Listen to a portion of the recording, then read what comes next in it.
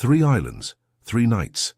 No easy answers, only footprints, voices, and the unnerving sense that someone or something was waiting. I collected these accounts over months, messages, late-night calls, a single voicemail that went nowhere. They felt unrelated at first. A cheap cottage off the Maine coast, a sanctioned research visit to a forbidding Japanese island, and a midnight thesis run to an abandoned hospital in New York. What connects them, as you'll hear, isn't a single villain or a neat explanation. It's a pattern. Places marked empty that show signs of life, people who deflect or vanish, voices that shouldn't exist, and official silence when anyone tries to follow up. Account 1. Leo, Maine. I'll start with Leo. He contacted me after a week that had left him raw, burned out from a job that had stopped feeling like work and started feeling like a slow, unavoidable collapse. He told me he wanted to disappear for a few days, not in the dramatic way people mean when they say, "I need a break," but the quiet, practical erasure of a short-term booking. No texts, no meetings, just white noise and ocean. He found a last-minute cottage on a tiny Maine island, described in the listing as aggressively boring. That sold it to him. The ferry was the kind that smells like diesel and old salt, the kind that moves slow enough for the world to fall out of sync. The island itself, when the ferry slid in, looked smaller than he expected. A scatter of cottages, a single pub, a dock, and more trees than buildings. The cottage was paint-chipped and functional. Thin walls, a sagging porch, a kettle that rattled like a lazy clock. The ad's boring had been honest. That afternoon he walked down to the pub. It was empty enough for a Tuesday evening. One man at the bar, a bartender with a careful face, and the slow burn of conversation that barely reached him. Leo remembers the bartender looking at him in a way that settled into the back of his neck. Not overtly hostile, quiet, like someone cataloguing the arrival of a face and keeping the list to themselves. A blue boat sat at the far side of the dock. It didn't match the other boats, older, hand-painted, nothing fancy. It was the kind of little motorboat you imagine people use to visit a neighbor or to bring a crate of something in the night. Leo noticed it, and then forgot it, until later. That night in the cottage, things rearranged themselves. The thin walls became thin as paper, the ocean flat and indifferent outside, and the house small enough for sound to compress and echo. His phone, he told me, stopped acting like a lifeline and started acting like a relic. Plugged into the charger, it did nothing. Battery percentage stalled, then fell. No bars, not a single message. He knocked it against the nightstand like a pet before bed, and it gave him nothing. Around 2 in the morning, the first sound came. Not the ocean, not a gull, slow, deliberate footsteps on gravel, the crunching of weight around the perimeter of the cottage. Footsteps close enough to make the window shiver, but distant enough to be measured. Leo lay in bed and counted them like a child, 1, 2, 3, circling the house. He told me the sound had a rhythm that suggested someone trying not to rush, someone who wanted to be heard only enough to let the occupant know they were there. Then a flashlight cut across the curtains like a nervous blade. Light washed over the curtains and left a square of raw white. A voice, muffled by door and wood, said his name. "Leo," it called. His name, his real name, said with casual familiarity, the strange intimacy of someone who had looked him up or listened in. The voice didn't sound like the bartender. It didn't sound like a neighbor. It sounded, to him, like someone who had been told how to find him. Knocking followed. Slow, deliberate bangs on the door. The sort of banging that tests wood and patience. Someone called his name again. When he didn't answer, the knocking turned into a softer, consistent tapping, like someone imagining scenarios of impatience. He crept to the window, looking for a silhouette, a boat, a flashlight beam hopping. He saw the light sweep the yard, saw a dark shape by the dock, a human shadow, knees bent as if searching for something in the dark. Leo didn't open the door. He didn't call out. He pressed his ear against the frame and tried to make his breath quiet. The sounds continued through the night. Boots stepping around the house in a circle, the scrape of something on wood, a low mutter that could have been a name, a test, a recitation. At dawn, the engine turned over, a small motor coughing, moving away across the water. The house was suddenly bright and ridiculous in the daylight, sea-scrubbed, gull-pocked, the kind of scenery postcards are made of. But on the sand, the impression of heavy boots told the rest. Deep prints leading from the shrub line to the dock, converging where the blue boat had been. The prints showed a single path down to the water's edge, where the sand was disturbed in a way that suggested haste. He left that day. He packed the kettle and the regret into his bag, boarded the ferry as if rising from some dangerous dream. On the mainland, he called his co-worker, the person who'd recommended the place, the one who'd said, "It's perfect for you. Quiet. No one bothers you."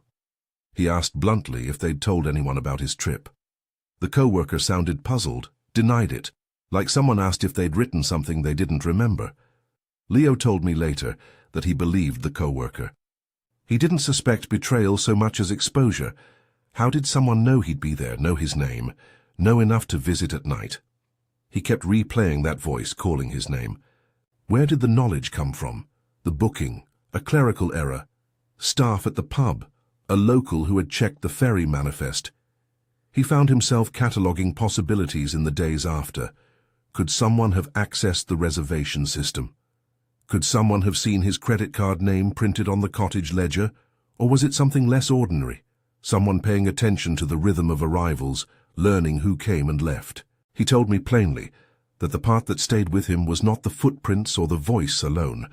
It was the decision to go. He had thought he could vanish for a weekend and be anonymous. He had thought that by leaving his life for a few days, he could find quiet. Instead, the island answered with a name. If this started to sound like a simple stalking case, it wasn't. There were things that didn't line up into a tidy explanation, like the phone that wouldn't charge, and the bartender's quiet calculation. There was also the fact that later, the blue boat was gone from the dock and never seen again that season.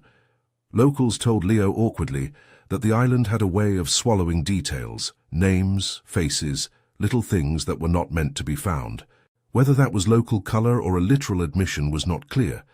After Leo left, he sent me a photo, his cottage key on a ring, the paint of the house blurred in the background. It felt like proof of absence, an artifact that showed he'd been there and also that he'd been displaced. If this message is landing on anyone who's tempted to go off-grid for a reset, hear this plain. Isolation changes the risk equation. A remote place doesn't mean safe. It means whatever danger is present is free of witnesses. I'm not telling you to stop traveling. I'm telling you that the kind of quiet Leo wanted can answer back. If you like deep dives into strange places, if you want the evidence, the possibilities, and the missteps, subscribe. I piece these things together and try to make sense of them. But stay with me. Leo's night was only the first thread.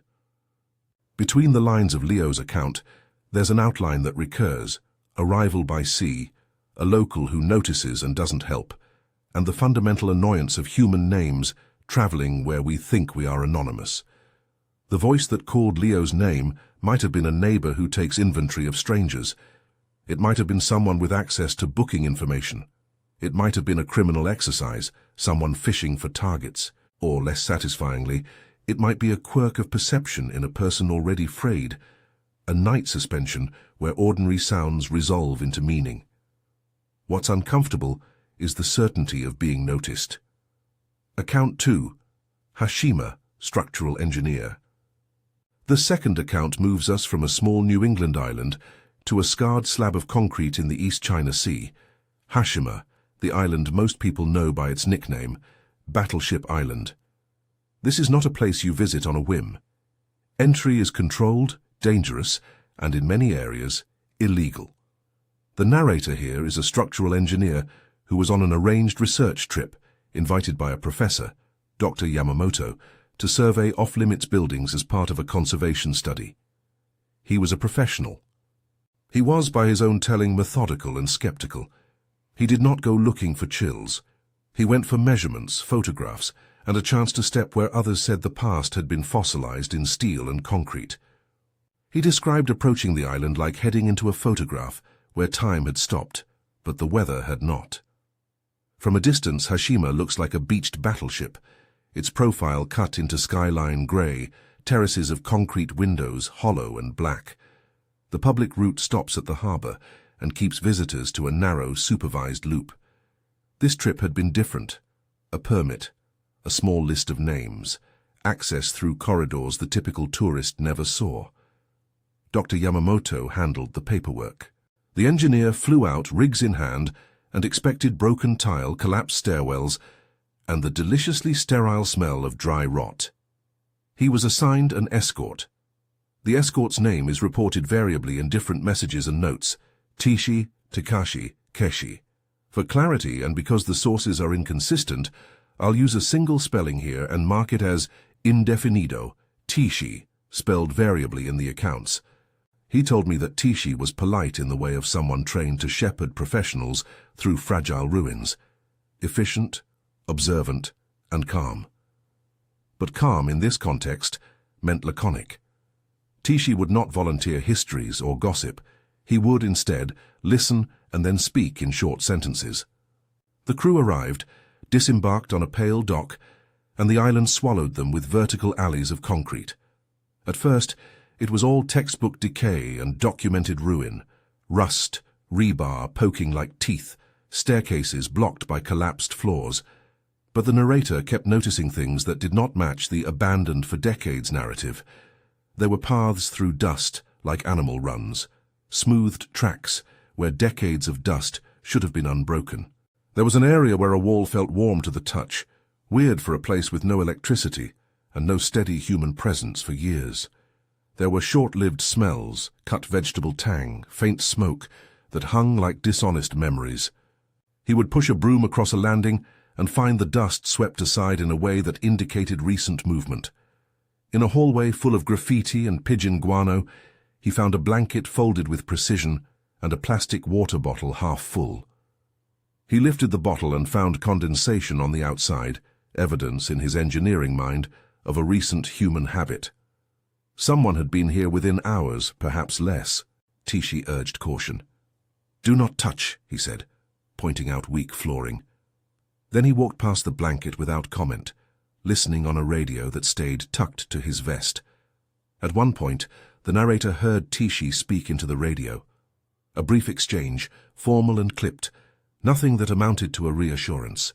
Later, Tishi disappeared upstairs, and the narrator found himself alone in that corridor with the evidence of shelter staring back at him: blanket, water, a small pile of what looked like packaged instant noodles. The packaging was modern, not something that should have been preserved through decades as museum relics. It was new, out of place, disruptive of the tidy story of abandonment. The narrator described a thing I'm going to underline. Pieces of the island that should be cold and static felt lived in. A stairwell that should have been full of rat droppings had a footprint in dust so clear it might have been made that very morning. He felt watched, not in the cinematic someone behind you sense, but in the architectural sense. The building's design funneled sound, and every whisper hung in the stairwell like a visible thread. He heard multiple footfalls, once, twice, coming from different levels, synchronized in a way that suggested coordination, as if more than one person was moving through those corridors with a purpose. He heard muffled voices, then silence. When he tried to ask Tishi about it, about the blanket, the bottle, the footprints, Tishi's answers were minimal. "People come," he said once. "People stay sometimes." The narrator pushed farther, asking whether these people were former residents who had never left, squatters, smugglers, tourists who slipped through. Tishi pointed toward the shoreline and said, "We checked the boats." That was the only elaboration. The deeper they went, the more signs accumulated. A fresh cigarette butt in a place where it had no business being. A rug propped against a wall as though someone had tried to make a small room inside a corridor. A tiny shrine of sorts. Candles melted into a pattern that betrayed recent use. It was as if this museum of concrete, meant to be a fossilized artifact of industrial Japan, had been re-inhabited in small, secret ways. At one landing, the narrator found a narrow stairwell deliberately blocked with rubble and old shelving, stacked in a manner that looked like someone didn't want strangers to pass. It wasn't collapsed debris that fell naturally. It was positioned. The narrator tried to edge around it to see what the blockage was protecting, and heard footsteps above him. Fast, multiple, then receding. He called out. No response. He felt the hair on his arms stand up. There's a professional instinct in an engineer. catalogue, record, report. He tried to document each anomaly with his camera. He took photos of the water bottle, the blanket, the bare footprint in dust. He recorded the stairwell blocked deliberately. He made notes he thought he would share with Dr. Yamamoto. When they returned to the dock, Tishi was composed in a way that made the narrator uneasy, calm, unhurried, almost expectant. Tishi refused to discuss sightings in any detail, redirected questions to protocol. The narrator says he saw Tishi radio someone as the ferry pulled away, but the words were muffled and indecipherable. After the trip, attempts to reach Dr. Yamamoto were difficult. Messages went unanswered, emails bounced back. The narrator left a voicemail, waited, and received nothing but silence. That silence felt like a door that had been shut. He wondered if his documentation had been inadequate or if institutions were intentionally quiet about such findings. There are a few points here I want to flag for you as you listen. First, Tishi's name appears in different transcriptions with different spellings. Tishi, Takashi, Keishi. I'll continue using Tishi, indefinido, because the source materials disagree. Second, Hashima is an island with controlled access. The narrator had a permit and acted within the constraints of a research permission. I mention that because it matters. This is not a tale of trespassers finding trouble. It's a tale of a sanctioned visit, where the sanctioned story didn't match what the engineer's eyes and instruments recorded. And yet, even with permit and protocol, the island's evidence of life touched him in a visceral way. Blankets and bottles are not naturally occurring on concrete terraces. Footprints don't appear by wind. These are simple clues that argue for a human presence, when history, signs, and signage insist on the opposite. As he packed his instruments back onto the ferry, he felt the weight of those anomalies settle. He carried photographs, he carried scans. He thought, perhaps I will publish this, perhaps the university will investigate. But emails to his professor were like messages thrown into water. They were unreadable on the other end. The only certainty was a tightening knot in his chest. If a place designed to be off-limits and preserved could be quietly lived in, what else could be hiding where we assume there's nothing left?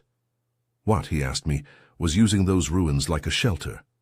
I'll stop the Hashima account there for the moment, because what follows, where footsteps become a chase and things feel less like curiosities and more like threats, needs space. It also needs caution. The engineer's next notes are fragmented. A radio call he didn't understand, a sudden surge of people moving in the corridor, a short run to the dock where Tishi stood stock still, expression unreadable. He wrote that he felt the hair on his neck prickle in a different register than curiosity. It was an instinctive pull towards self-preservation. He boarded the ferry with a first-aid calm, with his bag, with his documentation, and when he tried later to reach the professor who arranged access, the messages were met with silence. There is a recurring connective tissue between Leo's night and these initial moments on Hashima. Both accounts involve controlled or expected isolation, places with borders of water and only a limited number of access points, where human traces appear in defiance of the declared emptiness.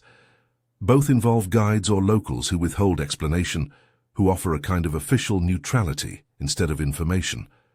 Both involve an interruption, a voice, a footprint, a blanket. In Leo's case, the interruption was intimate and overt. Someone called his name.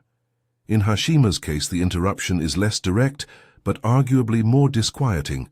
Deliberate signs of habitation in a place meant to be sealed away. I want to be clear here. There's a range of ordinary human explanations that fit this early evidence. Squatters use abandoned buildings. This is a worldwide norm. Smugglers need discreet places to temporarily store goods. People without documentation sometimes hide in ruins. Tishi's reticence could be a cultural or procedural reflex. Do not complicate a permit with rumors, or it could be protective, trying to minimize risk for a foreign researcher. But the repetition of patterns across different islands begins to blur the neatness of those rationales. Boats appear where they shouldn't. People's names are known. Contacts go silent. Evidence appears and then disappears. In the engineer's file, the images are clean and clinical. A water bottle, a boot print in dust, a makeshift blockage of a stairwell. They are the kind of scorch marks investigators look for, physical evidence that doesn't bend to narrative. The problem is the narrative, the stories people construct around those marks. Was it local life hidden from tourists? Organized, perhaps illegal activity? Or a human arrangement that we're simply unequipped to decode quickly? The island itself seems to withhold an answer. He ended his preliminary report with an odd sentence. The island holds people the way a graveyard holds sleep. It's poetic in the way of someone trying to translate unease into a phrase that can be filed. But poetry or not, the sentence captures something important. Hashima, like the Maine island, suggests that vacancy is a mask. Under the mask, there can be preparation, habitation, or watchfulness. I'm going to pause the engineer's story here. The next notes, his account of being pursued in corridors and a subsequent failed attempt to get answers from authority, are where the line between human and something else starts to tremble. There are a couple of reasons I'm pausing. First, because that escalation deserves its own full focus. Second, because the pattern is beginning to look systemic, and I want room to lay out the evidence before we cross into the most alarming parts. Before I move on to the third account, the North Brother Island story, I want to say something about how these testimonies were gathered. These aren't dramatized reconstructions stripped of detail and pumped full of flourish. They are, instead, recollections spoken by people whose primary impulse was not to shock, but to explain themselves to someone else, why they left, how they felt seen, what they found. When professionals and ordinary people both report similar anomalies, voices, footprints, and the presence of people where no one expects them, it becomes harder to treat each story as a lone coincidence. And yet it remains important to consider that our minds are wired to find patterns. We are excellent at connecting dots into constellations. A cigarette butt, a footprint, a bottle. Separately, they are mundane. Together, across islands, they start to tell a story. Whether that story is about hidden communities that repurpose derelict architecture, clandestine activity exploiting remote spaces, or something more uncanny, I'm not ready to say. I'm only ready to collect and compare. There's one more detail from Hashima I have to flag before we move on. Tishi's name, again indefinido, appears inconsistent in transcriptions. That matters because when you're trying to trace institutional responsibility or even seek clarification from a guide, inconsistent naming becomes an obstacle. It's a small administrative friction that can become an investigatory dead end. I want you to hear that as both literal and metaphorical. Sometimes, the thing that blocks an answer is not a wall of concrete, but a tangle of small, avoidable confusions. When I tell you these three stories are linked by a chilling truth, I don't mean a single supernatural explanation. I mean a darker certainty. Islands, places we assume are empty, can be rehearsed, repopulated, used or watched in ways that are hard to detect and harder to prove. The way these three narrators felt watched is the part that lingers. The way the evidence persisted despite official narratives is the part that presses. We're halfway through the geographic arc of our trip, Maine to Hashima, and already the pattern is easier to feel than to name. What do you do with a footprint that argues with an official label of abandoned? What kind of authority chooses to remain silent when an expert reports unexpected habitation inside a venue labeled off-limits? Is it indifference, bureaucracy, or a deliberate smoothing over of uncomfortable facts? Or is our suspicion a result of being on edge, our nerves sharpened by the sea and the night? I'll return to these questions and the rest of the Hashima account, where the engineer notes a sudden escalation and a radio call that feels like the prelude to something urgent, in the next segment. For now, keep that image in mind: a blanket folded in an abandoned corridor, a water bottle sweating on concrete, a stairwell bricked in by design. Imagine what it means to find the ordinary inside ruins designed to be memory. When we come back, we'll cross a river into New York and meet a history major and two friends who thought they could harvest old hospital records at night. They were confident. They were curious. They were, like Leo and the engineer, convinced they understood the stakes, until the island answered in a voice they recognized. Account 3. North Brother Island. They came by kayak, 3 bodies on the water under a sky the color of used metal. The narrator was a history major, thesis deadline, adrenaline, The kind of academic urgency that looks like courage until you're out at night and every decision tastes like risk. Jansen and Jesse were friends from class. Jansen deliberate, low-key, the sort who checked tides. Jesse loud in daylight and oddly quiet in dark places. They planned poorly and boldly. A midnight run to North Brother Island to photograph exterior signage, to snap images of crumbling wards and hospital wings for a chapter that needed texture more than permission. They knew the law. They knew the island was off limits. They weighed that against embarrassment, the thrill of being the first to find a detail, the cheap logic of, we'll be quick. The approach felt cinematic. City lights falling away, water breathing around them in measured slaps. The hulking silhouette of the island resolving from nothing into a skyline of broken windows and a single, lonely chimney. Up close, North Brother was a ruined mouth, entrances yawning like teeth, windows blank as dead eyes. The trio beached the kayaks on a tangle of reed and black mud. The air smelled of iron and old disinfectant, the institutional tang that never truly leaves places where people lived and died. They split the night into routes.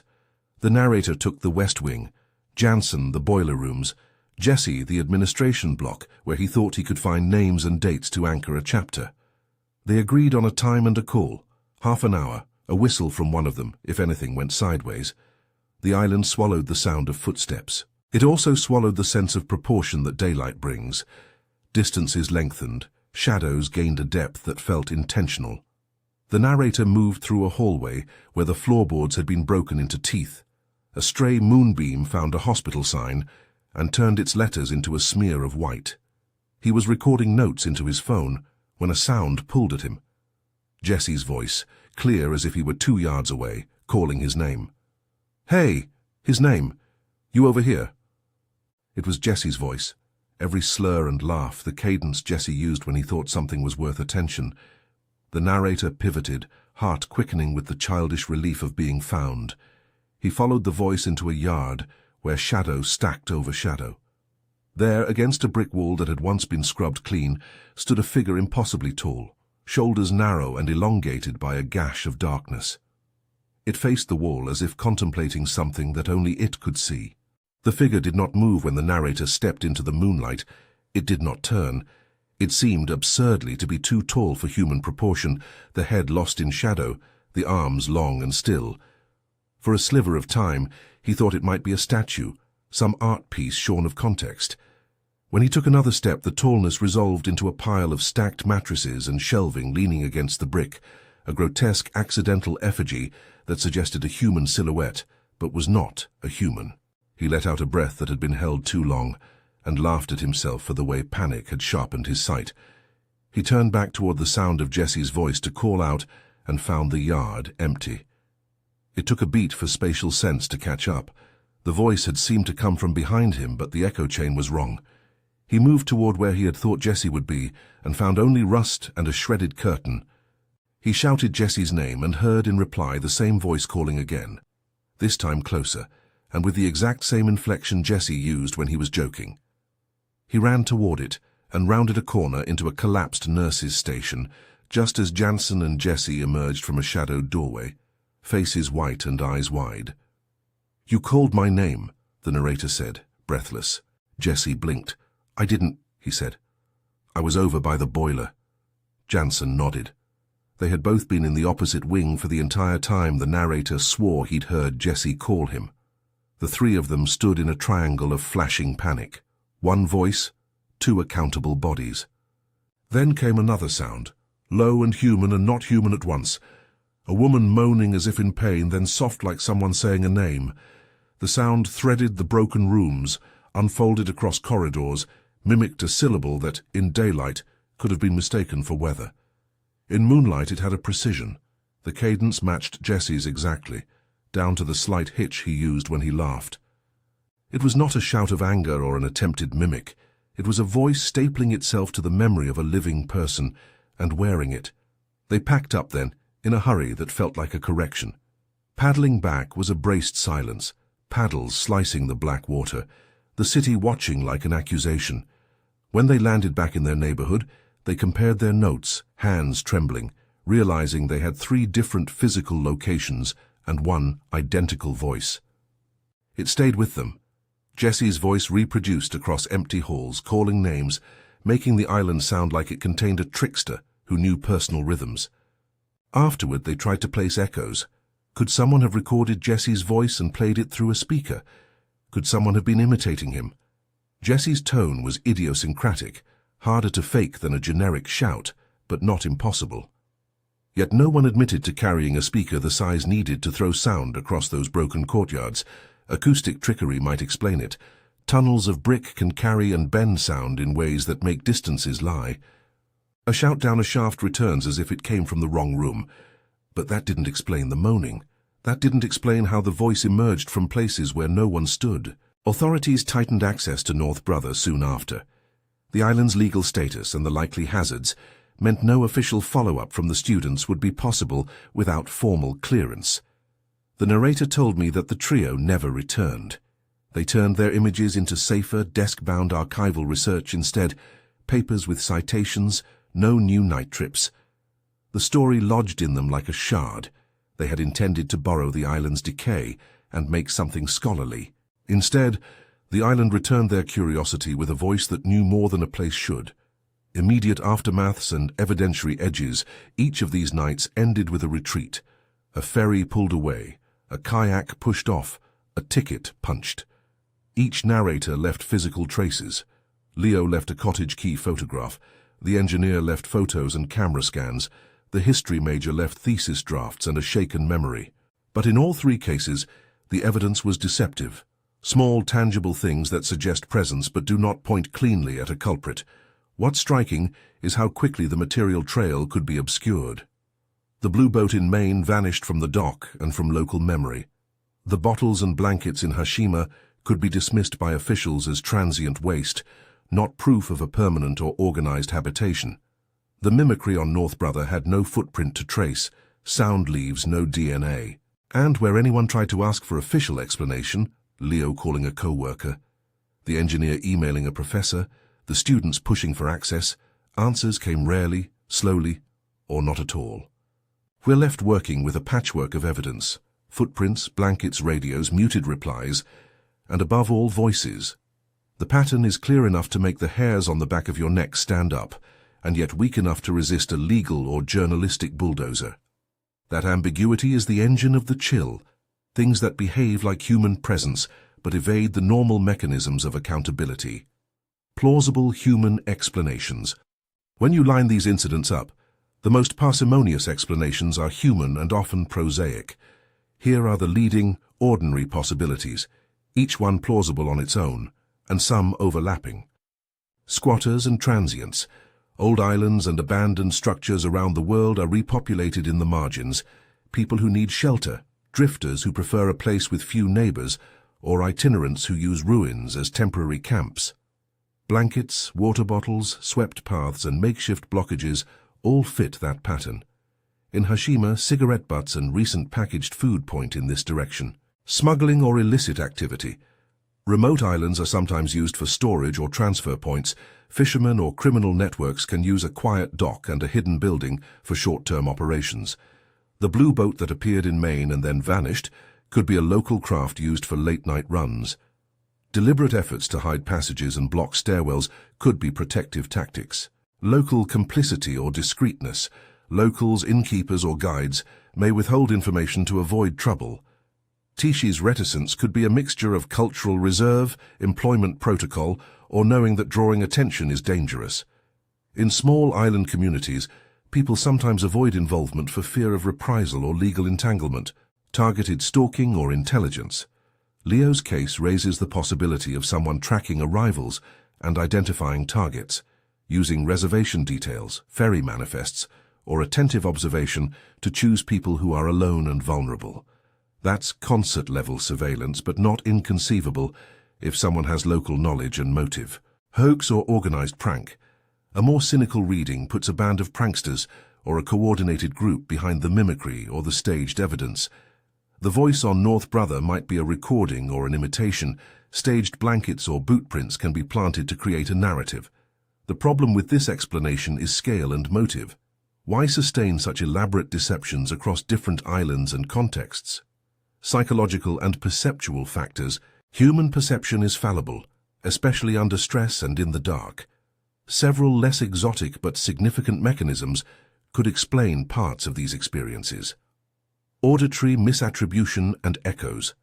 Sound in ruinous architecture behaves strangely. Voices rebound off surfaces and appear to come from a place they did not. An echo or delayed reflection can make it sound like someone is calling from a different room or nearer than they are. Pareidolia and pattern seeking. We are wired to find familiar patterns in ambiguity, faces in clouds, voices in static. When a visitor expects something eerie, ordinary sounds can be interpreted as meaningful. That doesn't mean witnesses are lying. It means the brain supplies a narrative to fill holes. Sleep deprivation and hypervigilance. Nighttime exploration, low sleep and adrenaline make people more likely to experience hallucinations or to misinterpret familiar cues. That could amplify a simple sound into an uncanny voice. Collective suggestion. When a group shares a fear, don't go over there. Suggestibility can cause multiple people to interpret the same low-level stimuli in similar ways. That can make an incident seem more corroborated than it might be in daylight. Ventriloquism, ideomotor mimicry. Human mimicry is real. Some people have uncanny ability to imitate specific phrases or cadences. Add a speaker, a tape recorder, or a small sound device, and you can plant a voice with surprising fidelity. Again, the scale and motive become questions. Possible paranormal or anomalous hypotheses. I want to be explicit. Offering these hypotheses is not an admission of belief. They are listed because they appear in the testimonies and because a thorough investigator should enumerate all possibilities before discarding them. Treat them as provisional, not declarative. Intelligent mimicry without human source. In folklore and some witness reports, voices that perfectly mimic people's tones, sometimes called mimicry phenomena, are attributed to unknown agents. These accounts often involve the caller knowing personal details or voice patterns that should be difficult to fake. Residual or place-based phenomena. The idea that sites can store traces of human behavior, sound, movement, and play them back under certain conditions is an old one. It's not a theory supported by mainstream science, but it's a concept that many witnesses invoke when they describe hearing conversations from long empty rooms. Entity-driven deception. Some witnesses frame repeated misperceptions as active deception, an intelligence that not only occupies a place, but intentionally lures, imitates, and watches. That's precisely where testimony slides into the uncanny, something that appears to have intent. What the evidence reliably supports. No single account gives us a smoking gun. What the material reliably supports is narrower. Each location showed signs that contradicted a straightforward, abandoned label. In at least 2 cases, Hashima, Maine, there were physical traces, blankets, bottles, footprints, that implied recent human occupation. In all 3 cases, voices or calls occurred that at least temporarily matched the identity of someone present. In 2 accounts, attempts to get institutional or local clarity produce silence, deflection, or disappearances. Where the cases diverge is important too. The engineer on Hashima had official access and a professional's documentation. Leo was an ordinary traveler, whose evidence is thin but personal. The students on North Brother were, by their own admission, trespassing. Their results are compelling, but legally compromised. Different kinds of evidence demand different thresholds of inference. Investigative dead ends and practical obstacles. Behind each report are moments where the trail goes cold. Phones that won't charge or find bars, names spelled different ways in different logs, a professor who does not answer, boats that arrive and simply go away. These small bureaucratic frictions are powerful dampers on any serious inquiry. They are not proof of malfeasance, but they are proof that follow-up is hard and often fruitless. There's also the matter of access. Authorities control what researchers see. In the engineer's case, access was granted but constrained. Why would an institution eagerly publicize evidence of contemporary habitation in a supposedly preserved ruin? In the student's case, legal restrictions barred them from returning to corroborate. In Leo's case, small islands often have social compacts, locals who don't talk to outsiders, hostels that keep quiet about the movements of irregular visitors. Each of these factors can hide ordinary explanations and also hide more troubling ones. Ethics, legality, and the trap of curiosity I need to state plainly. These stories involve illegal or at least risky behavior, people sneaking onto islands, trespassing into forbidden zones, pushing past barricades. Curiosity is not a crime in the moral sense, but some of the costs are real. The narrator of Hiroshima was permitted and professional. The others were not. That distinction matters. It changes who is responsible for safety and who can legitimately demand follow-up when things go wrong. I'm not interested in sanctimony. I am interested in truth. But curiosity without caution has consequences. These accounts remind us that the boundary between study and danger is sometimes just a flimsy rope, and that rope can tear. If you're fascinated by these stories, don't let fascination turn into reckless mimicry. There are archives, oral histories, and sanctioned research avenues that don't require scaling a wall at midnight. Synthesis, the chilling truth. So what is the chilling truth behind these three tales? It's not a single tidy answer. It is, instead, a set of observations that together create an unnerving proposition. First, islands and abandoned places are porous in ways we assume they are not. Water creates a border, but not an impenetrable one. People move, in, out, through. That movement leaves small human traces, blankets, bottles, a swept path, that are easy to dismiss individually, but harder to reconcile when they recur across different geographies. Second, those traces are frequently accompanied by a social silence. Guides mumble, professors don't respond, locals look away. Whatever the reason, cultural reticence, fear, institutional smoothing, this silence amplifies uncertainty. When you can't get authorities to confirm or deny, speculation widens. Third, voices are the most disconcerting commonality. Leo's name called outside his cottage, the engineer hearing coordinated footfalls and muffled voices in corridors, the students hearing a near-perfect mimicry of a friend's accent and cadence. Voices are intimate, they carry identity. When a place returns your name, or a familiar voice is heard where no familiar person stands, it forces an existential question. Are we being observed by other humans, or is something else at work, taking up the line between the known and the unknown? Fourth, the practical limits of evidence make definitive answers unlikely. Photographs, footprints, and bottles are real, but require context. A footprint in dust says someone was there. It does not say who, when, or why. A recorded voice clip would be useful. But in these stories there are no verified recordings circulated through authoritative channels. The absence of irrefutable documentation leaves room for multiple competing stories. Finally, there's a moral chill in recognizing that being alone on an island is not the same as being safe. Isolation confers anonymity, yes, but it also confers vulnerability and obscures accountability. If strangers can visit by night, if guides can withhold information, if institutions can ignore inquiries, then the assumption that borders of water make people safe dissolves. Where this leaves us, I don't want to pretend I've solved anything. My job here has been to collect testimony, to compare it, and to press at the seams until the common pattern becomes visible. What emerges is not a single antagonist or a single supernatural agent. It is a knot, human behavior, architectural accident, possible criminal use of liminal spaces, perceptual fallibility, and a few elements that stubbornly resist straightforward explanation. If there's a practical takeaway, it's threefold. Respect the laws and the risks of exploration. Treat physical traces with sober curiosity, not romantic thrill. And when you hear a voice in the dark that knows your name, take note and take care. I'll leave you with an image that keeps returning to me. A line of heavy boot prints crossing sand toward a small dock, then the last print ending abruptly as if the owner stepped into water and didn't return to shore. It's a detail that could be 1,000 things. Seasonal tide marks, an imprecise impression, a misread photograph. But pattern it with the blanket in Hiroshima, the mimicry on North Brother, the bartender who watched in Maine, and a narrative tightens.